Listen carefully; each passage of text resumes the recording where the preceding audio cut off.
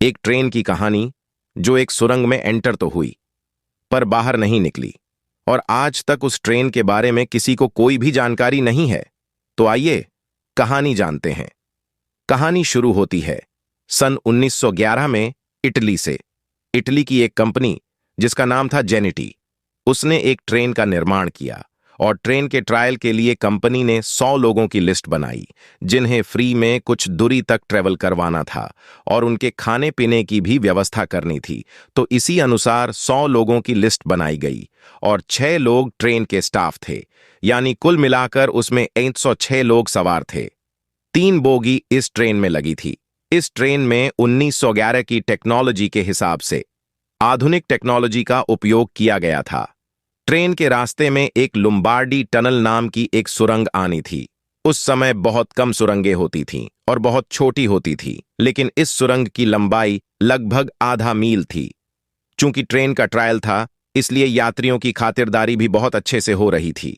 Train चल पड़ी। Train को जाते हुए बहुत से लोगों ने देखा, लेकिन जब वह ट्रेन उस सुरंग में दाखिल हुई, लोगों ने सुरंग से निकलने का इंतजार किया, लेकिन बहुत समय बीत गया। ट्रेन सुरंग से बाहर नहीं आई। यह अपने आप में ही बहुत ही हैरान करने वाली घटना थी। लेकिन जब यह खबर फैली तो हड्डकंप मच गया। खबरें छपीं और पूछताछ हुई स्टेशनों पर, सिग्नलों पर, और जिन लोगों ने ट्रेन को चलते हुए देखा उनसे पूछताछ हुई। पूछताछ से निष्कर्ष निकला कि यह ट्रेन इस टनल में ही गुम हुई है। टनल में छानबीन हुई, लेकिन ट्रेन का कुछ अता पता नहीं चल रहा था। तभी 2 लोगों ने यह दावा किया कि वह उस ट्रेन में सवार थे और उन्होंने ट्रेन से छलांग लगा दी, क्योंकि जब ट्रेन सुरंग में दाखिल होने लगी तो एक जोर की आवाज के साथ सफेद धुआं हुआ, जिससे वह घबरा गए और चलती ट्रेन से कूद गए। लेकिन उनकी मानसिक हालत ठीक नहीं थी, जिस कारण उसकी बातों पर यकीन करना मुश्किल हो गया। लेकिन जब उनका नाम पैसेंजरों की लिस्ट में पाया गया तो सब हैरान हो गए।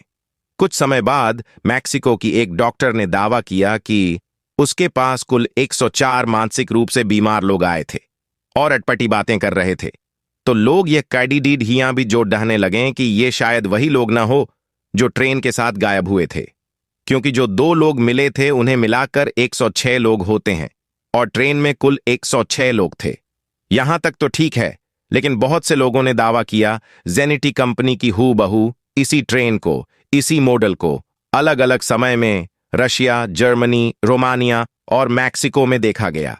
लेकिन सबसे हैरान करने वाली बात कि जो ट्रेन 1911 में चली थी, वही हूबहू ट्रेन 1840 में मैक्सिको में देखी गई थी। लेकिन सवाल यह था कि जो ट्रेन 1911 में चली हो, वही ट्रेन 1840 यानी 51 साल पहले कैसे देखी गई, और जो लोग मिले थे जिनकी मानसिक हालत खराब थी, वो कहां गए? ये सबसे बड़े सवाल थे। लेकिन जब बहुत प्रयत्नों के बाद भी ट्रेन का पता नहीं चल पाया, तो यह मान लिया गया कि यह ट्रेन सुरंग में टाइम ट्रेवल का शिकार हुई है। आज भी इस ट्रेन के बारे में कोई नहीं जानता कि आखिर यह ट्रेन गई कहां। यह दुनिया की सबसे बड़ी मिस्ट्रीज में से एक है।